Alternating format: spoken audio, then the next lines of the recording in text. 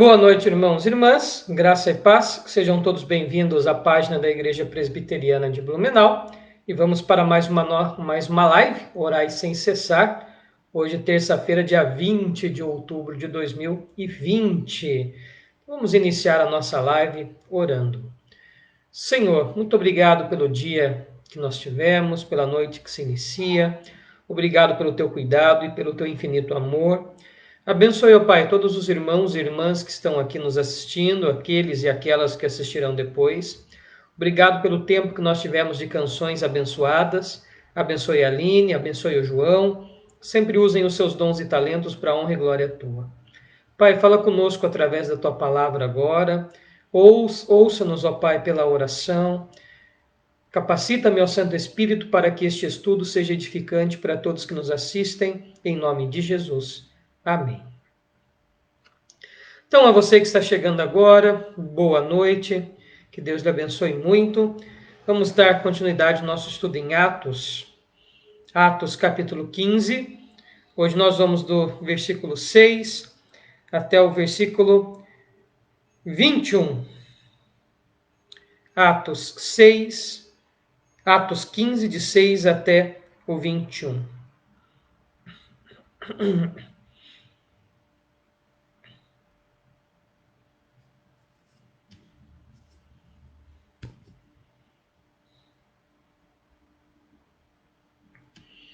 Atos 15, de 6 até o 21.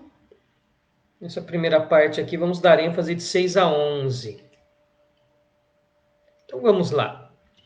Atos 15, versículo 6, essa primeira parte até o versículo 11. Diz assim a palavra do Senhor. Então se reuniram os apóstolos e os presbíteros para examinar a questão. Havendo grande debate, Pedro tomou a palavra e lhes disse: Irmãos, vós sabeis que desde há muito tempo Deus me escolheu dentre vós para que, por meu intermédio, ouvissem os gentios a palavra do evangelho e crescem. Vamos fazer uma pausa. Bom, vamos nos situar aqui e desde o nosso último estudo que aconteceu na quinta-feira. Nós estudamos na quinta-feira aquele problema que se iniciou lá na igreja de Antioquia da Síria, que os mestres judaizantes desceram de Jerusalém até Antioquia da Síria, causando contenda entre os cristãos, dizendo que se eles não fossem circuncidados e não guardassem a lei de Moisés, eles não seriam salvos. Então, eles ensinavam algo diferente daquilo que Paulo havia ensinado. Para eles, a salvação estava condicionada à circuncisão e a submeter-se à lei de Moisés. E Paulo tinha dito justamente o contrário disso, que a salvação é pela graça. Isso gera tamanha dissensão e discórdia, tamanho conflito na comunidade de Antioquia da Síria, que Paulo e Barnabé decidem ir para Jerusalém para lidar com a questão. Chegando em Jerusalém, vamos lembrar que eles são muito bem recebidos, mas logo os fariseus que haviam se tornado cristãos, então tinha fariseu que converteu, mas que ainda guardava todo aquele tradicionalismo da circuncisão, da lei mosaica. Então tudo aquilo que é costume, tudo aquilo que é ritualística, os fariseus guardavam, tá? Logo, eles também iniciaram um conflito com os líderes da comunidade de Jerusalém, com o próprio Paulo e Barnabé, pregando que para ser salvo tinha que ser circuncidado, né? Então vamos lá, dar uma olhadinha aqui, já que estamos situados no contexto do texto.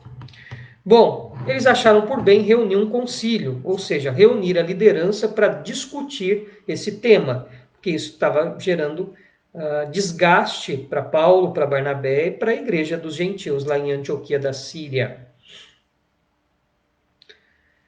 Reunidos, Pedro então faz o primeiro. Pedro é o primeiro a falar, Pedro é o primeiro a discursar. E ele inicia lembrando que a salvação também veio para os gentios e que ele mesmo, Pedro, teve essa experiência. Lembram-se quando ele vai até a casa do centurião Cornélio?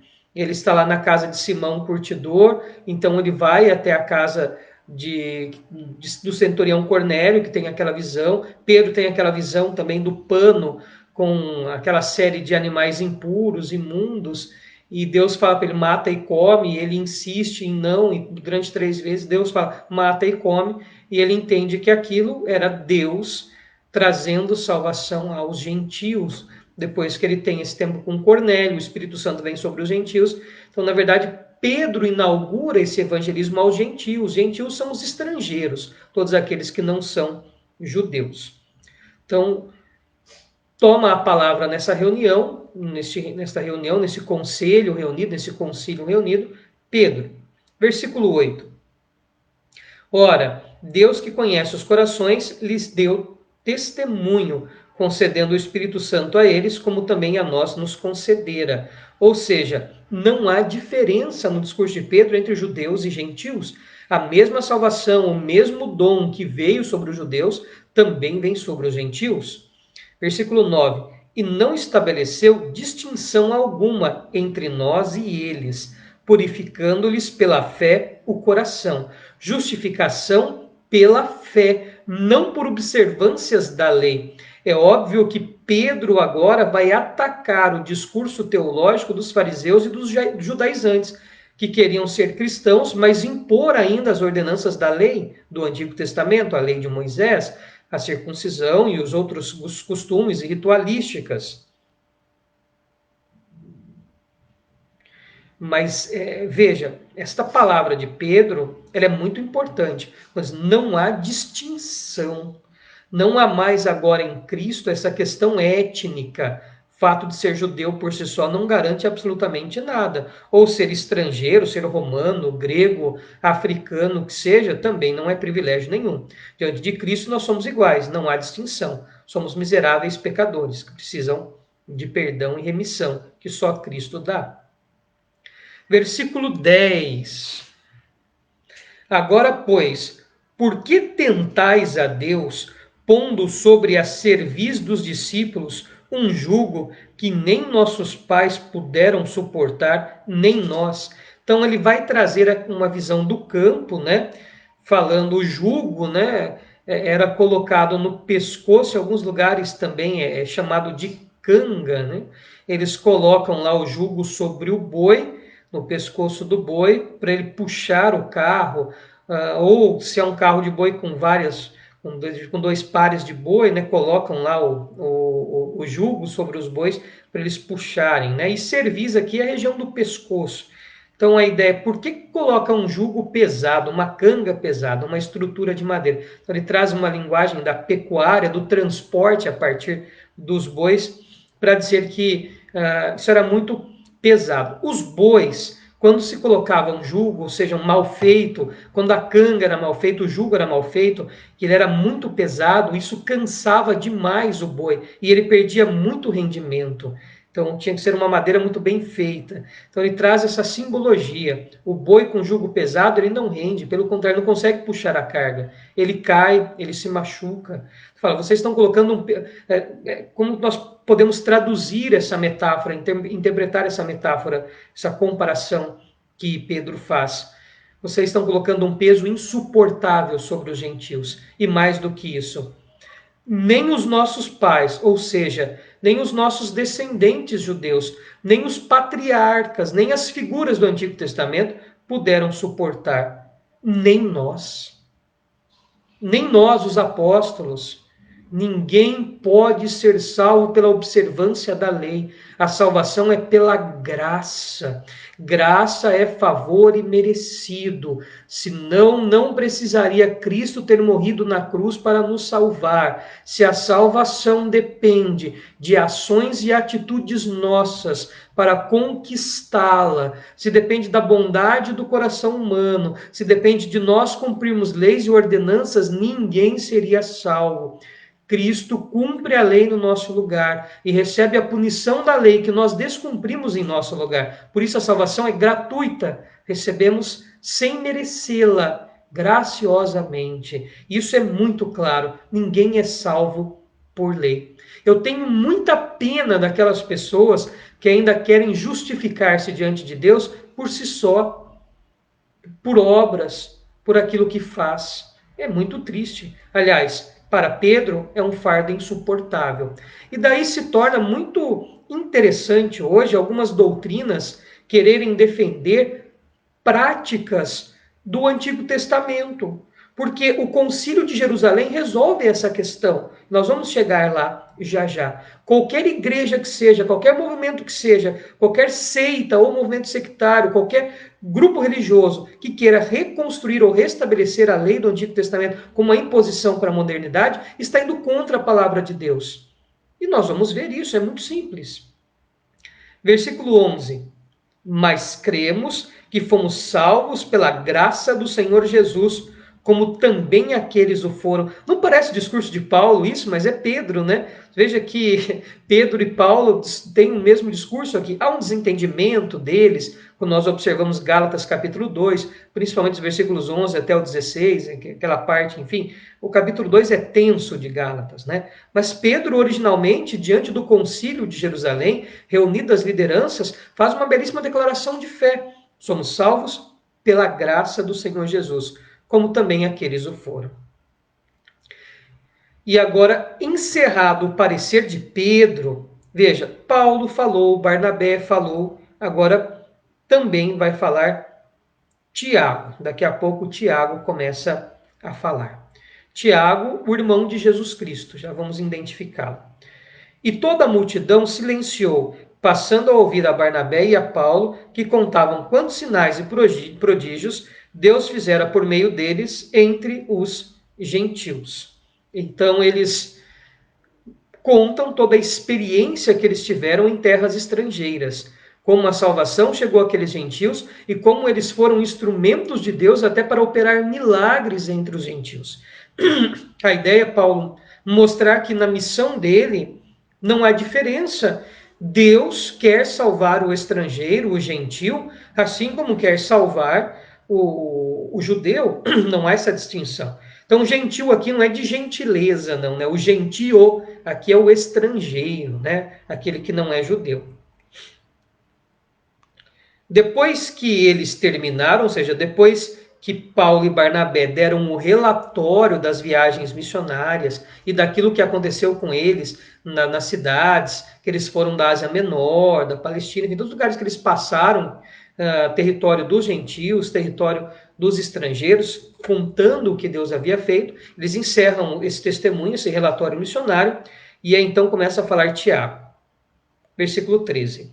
Depois que eles terminaram, falou Tiago, dizendo: Irmãos, atentai nas minhas palavras. Esse Tiago aqui é o irmão de Jesus, filho de Maria e filho de José. Maria e José, depois que Jesus nasceu, tiveram outros filhos.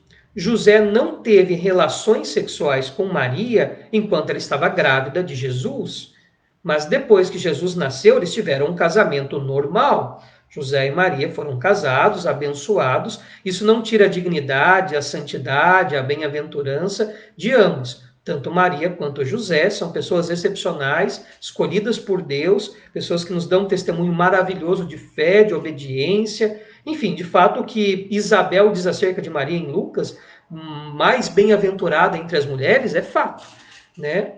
Mas isso não significa que Maria tinha qualquer poder sobre-humano. Maria era assim como eu e você. Não havia nenhuma distinção entre nós e Maria. Maria era uma miserável pecadora que precisava do perdão e da salvação. E ela mesmo canta isso, né? O canto de Maria, né? Ela fala isso, né? Do Senhor que veio salvar, que não se esqueceu dos pobres. Enfim, o próprio canto de Maria fala que ela também é uma daquelas almas que precisa de salvação. Então não há nada de sobre-humano. Maria não tem que ser venerada. Maria não tem que ser idolatrada até em alguns momentos. Maria tem que ser admirada. Maria tem que ser vista como uma mulher, como um padrão de comportamento, de fé, de obediência, uma referência para homens e mulheres. Grandiosíssima mulher, com exemplo de vida maravilhoso. Não mais do que isso. Não mais do que isso. O que excede isso é idolatria e é pecado. O primeiro mandamento diz que nós devemos adorar somente ao nosso Deus. Então, ponto. Tiago era filho de José e Maria. E ele torna-se um líder importante da igreja de Jerusalém. Então, os apóstolos, com certeza, né, dão esta autoridade. Tiago é o ancião, é o presbítero, é o chamado Tiago justo, né? Depois ele escreve a sua carta também, que é maravilhosa. Então, ele é uma liderança muito importante, uma referência aqui neste tempo. Deixa eu só pôr o conector de energia aqui, para não termos surpresas desagradáveis. Vamos lá. Pronto. Agora não corremos o risco de acabar a força no meio da transmissão. Aí. Vamos voltando então aqui. Então, Tiago, esse líder importante, começa a discursar. E ele começa justamente usando o argumento de Pedro. Expôs Simão, que é o nome hebraico de Pedro, como Deus primeiramente visitou os gentios, a fim de construir dentre eles um povo para o seu nome. Então veja, Tiago diz que o povo de Deus também não se limita a Israel, que os gentios também são povo de Deus. E esse termo povo de Deus é um termo que Tiago traz lá do Antigo Testamento, e era um termo quase que exclusivo usado para Israel. E agora Tiago vem e aplica isto também aos gentios. É povo de Deus. Talvez aquelas profecias maravilhosas, aquele que não era o meu povo, chamei meu povo, né? Isso é maravilhoso. Versículo 15. Conferem com isto as palavras dos profetas, como está escrito. Olha agora, Tiago vai fazer uma busca e uma interpretação lá do Antigo Testamento para provar com a Escritura Sagrada que esta salvação aos gentios deveria acontecer. Então ele vai agora usar o argumento escriturístico para provar. Versículo 16. Cumpridas estas coisas, voltarei e reedificarei o tabernáculo caído de Davi, e levantando-o de suas ruínas, restaurá-lo-ei. Então está citando o texto de Amós 9, o capítulo 9 de Amós, o profeta menor, o profeta posterior a Amós, capítulo 9, vai estar no versículo 11 e 12, né? Para que os demais homens busquem o Senhor e também todos os gentios, sobre os quais tem sido invocado o meu nome. Diz o Senhor, que faz estas coisas conhecidas desde os séculos. Então ele vai citar Amós 9, de 11 a 12, para referendar, para dar base escriturística ao argumento de que não tem que ter distinção mais entre raças. A salvação é para o judeu e a salvação é para o estrangeiro. Então, da parte dos judeus, não poderia haver mais arrogância, vaidade, xenofobia, que é aquela aversão ao estrangeiro, preconceito com o estrangeiro. Agora, a salvação é para todos. Vamos lembrar que, para o judeu, o estrangeiro era impuro. Por exemplo, uma mulher ou um homem de origem grega que morassem ali na Palestina eram tidos como impuros pelo fato de serem estrangeiros. Só o fato de você ser estrangeiro, você já era impuro para o judeu. Tá? Então, agora isso não existe mais. É isto que é o argumento central desse concílio, desta reunião das lideranças na igreja de Jerusalém. Uma coisa importante aqui também é usar esse símbolo no tabernáculo caído de Davi, que é um símbolo do Antigo Testamento, e agora interpretado à luz do Novo Testamento. Esse texto de Amós é clarificado. A restauração do tabernáculo caído de Davi significa a salvação para os estrangeiros. Ou seja, que Deus não se limitaria a um povo, mas todo o mundo seria o seu povo. Versículo 19. Pelo que julgo eu, não devemos perturbar aqueles que dentre os gentios se convertem a Deus. Então agora Tiago, após usar o atributo escriturístico para dar base bíblica do Antigo Testamento para o seu argumento, ele então vai dar o seu parecer. Não devemos perturbar aqueles que dentre os gentios se convertem a Deus. Então, o que ele faz? Fala, olha, essa questão de guarda ou não da tradição é uma questão opcional, uma questão nossa aqui, uma questão dos judeus. Ah, vai guardar o sábado, não vai guardar o sábado, vai guardar o domingo, vai comer isso, não vai comer aquilo, vai manter aqueles velhos hábitos desnecessários da lei, problema nosso. Você quer fazer e é salvo, problema seu. Mas e o outro? Não tenho que impor isto ao outro. Não devemos perturbar os gentios. Versículo 20, ele continua a sua conclusão. Mas escrever-lhes que se abstenham da contaminação dos ídolos, bem como das relações sexuais ilícitas, da carne de animais sufocados e do sangue. E ele vai justificar por que ele pede essas recomendações aos gentios. Porque Moisés tem em cada cidade, desde tempos antigos, os que pregam nas sinagogas, onde é lido todos os sábados. Então vamos lá. Depois o concílio de Jerusalém vai acatar, né? O versículo 22 diz isso, mas daí eu vou deixar o versículo 22 seguintes para quinta-feira. Que eles acatam esta opinião de Tiago. Então vamos ver o que o Novo Testamento traz para nós, estrangeiros, quanto a observâncias relacionadas ao Antigo Testamento. Então vamos lá. Vamos usar aqui a nossa cabeça. Com certeza você já assistiu algum programa de televisão, ou viu alguma live, ou no Facebook, ou no YouTube. Inclusive, tem uns pastores aí, teólogos e doutores isso, doutores aquilo, que ficaram famosíssimos.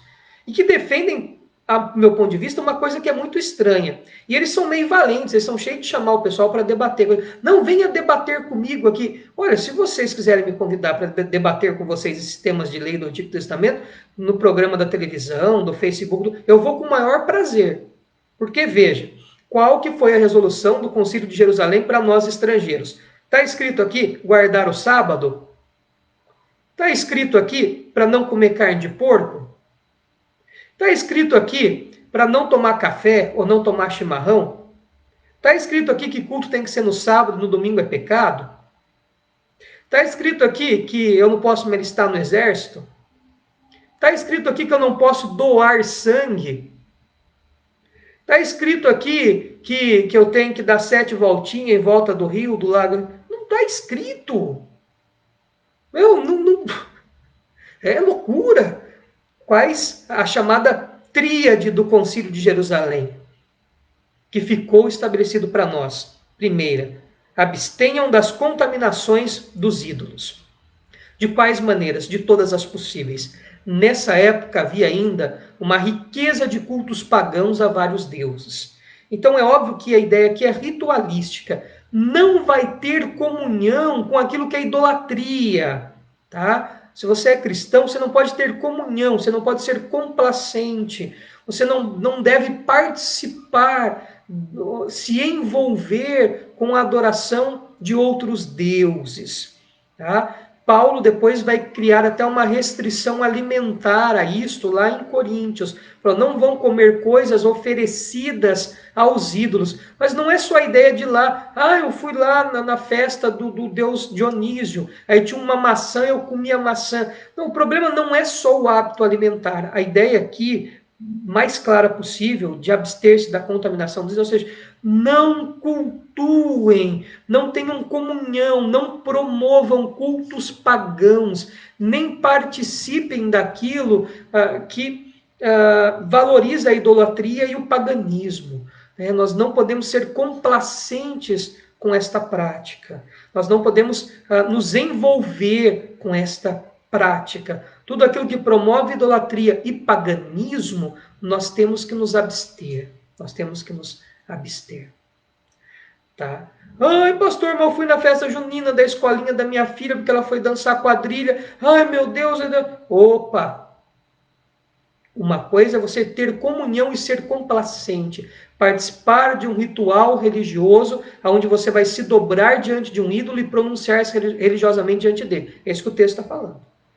Festa junina no Brasil se tornou cultural. As escolas fazem e promovem e trazem uma simbologia quase que cultural. Seria estranho realmente uma escola querer trazer uma ritualística, seja católica romana ou protestante, para uma festa cultural. Aí sim seria estranho. Mas geralmente a festinha da criança lá, não é? Veste de caipira, come pamonha, come milho, pipoca, come bolo, dança a musiquinha lá do balancê, é mentira, é verdade, vai chover, não sei o que lá. Então não há problema nenhum, uma manifestação cultural. Pô, pastor, não, mas depois nós vamos fazer lá uma romaria e nós vamos se botar de joelho, se prostrar lá na romaria e eu vou ajudar a carregar o ídolo. Opa, aí. É questão de bom senso, tá? Deus deu inteligência pra gente. Deus deu sabedoria bíblica pra gente. Você sabe qual que é o limite das coisas. Sabe o que é cultural e não é cultural. Sabe o que é uma manifestação religiosa explícita e o que não é. Você consegue saber, né, o que é uma festa de escola e do que é uma festa que promove idolatria. É só você ter bom senso. E não é para você ir lá brigar, xingar, ser mal educado. Não, você só não precisa ter comunhão com aquilo, mas você não precisa odiar ninguém. Ô, você quer participar disso? Olha, me desculpe, cara, eu não vou participar. Agradeço de coração, Deus me abençoe. Você é o meu amigo, minha casa está aberta para ti, mas olha, eu realmente não quero participar disso, porque eu creio que a Escritura diz o contrário, isso é uma promoção de um culto, de uma coisa que para mim não é bíblico, tá? Mas olha, não quero te ofender, etc. A gente tem que ter bom senso, ok? Então, não se envolver com tudo aquilo que é paganismo e idolatria. E pasme-se, se você acha que o negócio é só com igrejas que promovem idolatria, negativo. Tem muita igreja evangélica que é pagã. Todas as igrejas que promovem a tal teologia da prosperidade, você quer ficar rico, você quer isso, aquilo, é paganismo puro. Fogueira Santa, 318, propósito disso, 7 sexta-feiras daquilo, água do Jordão, óleo de não sei o quê, lencinho umedecido com óleo sagrado, bandeirinha, pedaço de pedra, pedaço da cruz, pedaço de areia do Monte Sinai, casca da árvore que fez a Arca de Noé, pedaço da cruz, cabeça de João Batista, pedaço de osso de braço de santo, é tudo paganismo igual. Então, o caboclo que faz a fogueira santa é paganismo, né? Isso é paganismo. Paganismo puro. Então, antes você aqui, a gente bate no Chico e no Francisco também. Pau que dá em Chico e dá em Francisco. Então, tudo aquilo que promove o paganismo, a gente deve se abster. Nosso culto tem que ser bíblico. Adorar o Senhor na beleza da sua santidade. Segunda situação, bem como das relações sexuais ilícitas. O termo grego aqui é porneia. Porneia é muito amplo, é muito amplo. Eu acho que já que Tiago está falando de ritualística, a primeira ideia dele aqui nesse texto é falar de prostituição ritual. O que é prostituição ritual? Nessa época havia alguns cultos a algumas deusas e deuses, entre os principais, o culto ao deus do vinho Baco ou Dionísio, né? Dionísio, se eu não me engano, é o nome romano e Baco o nome grego, ou vice-versa. Tá? Eu não lembro agora se era o grego que falava Baco, enfim, era Dionísio ou Baco, o mesmo caboclo. Afrodite, Diana e outra turma aí. Esses cultos tinham uns festivais para esse povo aí, para esses deuses, que não existiam coisa nenhuma. E o povo encharcava a cara de vinho, bebia até. Depois que eles estavam tudo bem bêbado, essa galera aí fazia uma maluquice, né? Tinham até prostitutas rituais, sacerdotisas. Era um negócio. Se você acha que o carnaval é feio, se você acha que as vielas escuras aí das Oktoberfest da vida é feio, é que você nunca viveu nessa época que viu o culto a Baco. Da onde que você acha que vem o termo bacanal? Do culto a Baco. Era feio mesmo. Então, relações sexuais ilícitas, aqui o termo grego porneia, abrange, em primeiro momento, essa ideia ritualística. Não vai participar do bacanal, da sem-vergonhice lá do culto desses deuses. Não é para ter comunhão com os ídolos, tampouco é isso. Mas porneia aqui é muito amplo. Envolve adultério, envolve homossexualidade, envolve qualquer relação sexual que fira o sentimento do seu esposo e da sua esposa. Então, eu tenho um desejo sexual que a minha esposa se sente ofendida se eu digo a ela. É porneia, é ilícito, é errado. Tem que haver complacência, tem que haver... Aliás, a gente fala muito pouco de educação sexual nas igrejas, parece que é um tabu, né? O termo sexo, assim, assusta a gente. E a igreja deveria formar a opinião nossa bíblica acerca desse tema. Porque a criança, o jovem estão lá na escola ouvindo sobre isso 160 horas por semana. E daí houve 20 minutos a historinha de Moisés lá na igreja, né? Então a gente tem que ter voltada para isso. Por quê? Pornéia é muito amplo, tá? Qualquer coisa voltada à questão da sexualidade que que traz problema ao casal, ao indivíduo, enfim, seja um vício em pornografia, seja desejos impuros, ou mesmo essa sexualidade aqui que era envolvida nos cultos pagãos, devem se abster. A sexualidade é uma bênção de Deus para o casal, para o homem e para a mulher, para o marido e para a mulher. Então, pornéia é muito amplo. Pode ser fornicação, pode ser adultério e etc. Talvez um dia a gente faça um estudo, mas não é um estudo indoor, né? Um estudo dentro da igreja sobre educação cristã. E eu conheço um pastor presbiteriano, pastor da Igreja Presbiteriana do Brasil, reverendo Elton, lá de Matão, sociólogo pela Unesp e mestre pela Unesp, lá de Araraquara. É uma das melhores universidades humanas do mundo e o mestrado dele é em educação sexual. Então, tem uma autoridade dentro da IPB, tem um mestrado na área de sociologia sobre educação sexual. O cara é formidável. Quem sabe o ano que vem ele não vem falar para a gente desse tema que a gente fica tão preocupado. Visto que uma das proibições para nós estrangeiros é isso. Nós temos que ter uma vida sexual saudável dentro do nosso casamento. O que é ilícito deve ficar fora. E, por fim, da carne de animais sufocados e do sangue. Qual que é a melhor interpretação para esse texto? E é óbvio, né? Eu vou acompanhar o Dr. John Stott, que para mim é uma autoridade bíblica importantíssima. Animais sufocados. Todo animal que foi morto sem ser sangrado. Para os judeus, a vida do animal está no seu sangue. Então, você comer o sangue do animal é como que você desrespeitar o animalzinho. Para eles tinha uma coisa um pouco mais profunda, mas basicamente isso. E sangue aqui é comer sangue, né? Alguns vão interpretar que sangue aqui como se fosse um homicídio, mas daí talvez seria forçar um pouco o texto. Então a ideia de animais sufocados e do sangue. Também tem uma ideia ritualística. Talvez venha também uma questão moral. Não deixa de ter a questão da contaminação dos ídolos, das relações sexuais ilícitas e da carne dos animais sufocados do sangue. Tem uma denotação moral. Mas eu acho que é muito mais ritualística, tá? Então, animais sufocados e do sangue, eu acho que tem a ver, no primeiro momento também, com qualquer prática de sacrifício de animais.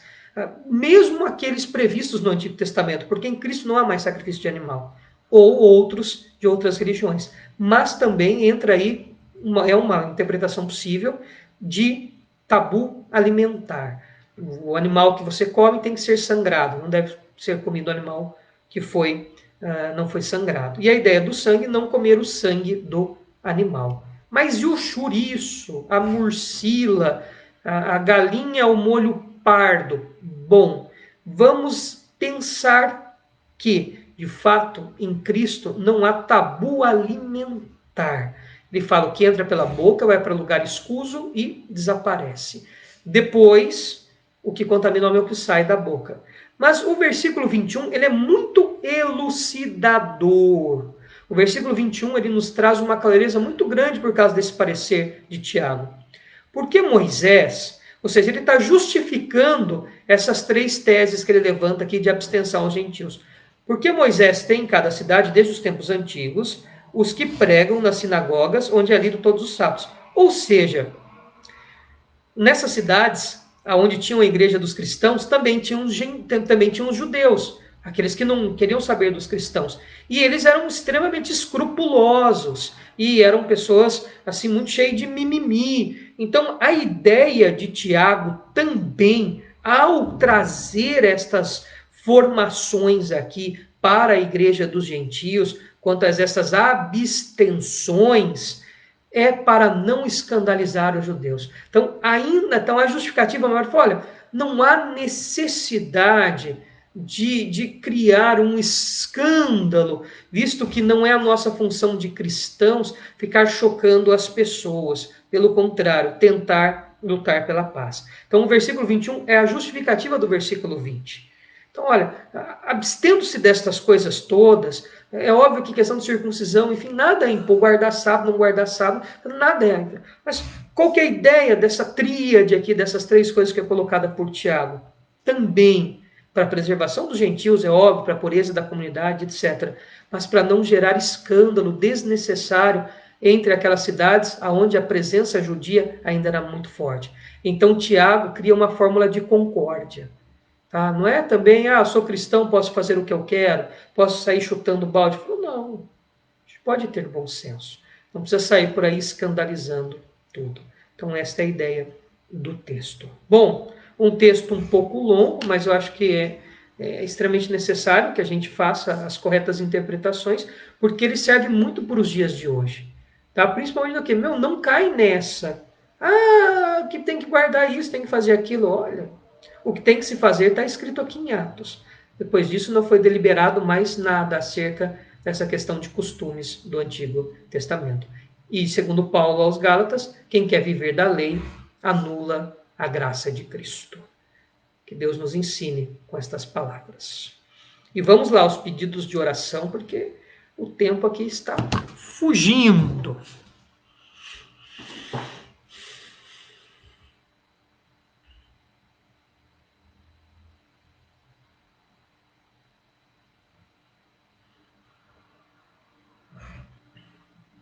O primeiro pedido que aparece aqui para mim, da nossa irmã Carmen Vega, pede oração pela Carolina Hidalgo e seu tratamento de imunoterapia. Pede também oração pelo Chile, que está passando por muitos protestos, né? Está fragilizado. E queimaram 2 igrejas católicas em Santiago, né? Eu vi esta reportagem. Então, orar pelos nossos irmãos cristãos lá no Chile. Bom, são os pedidos que aqui aparecem, então vamos orar.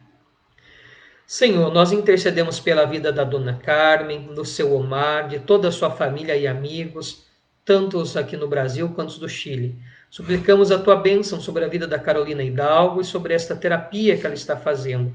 Restaura, Pai, a saúde da tua serva. Pai eterno, nós clamamos pelo Chile, clamamos por esse momento difícil que eles têm vivido lá, suplicando, ó Pai, que o Senhor tenha misericórdia desta pátria, trazendo paz, ó Deus, trazendo tranquilidade. Pai, colocamos nas tuas mãos o povo chileno, suplicando a tua graça, a tua misericórdia sobre esta nação.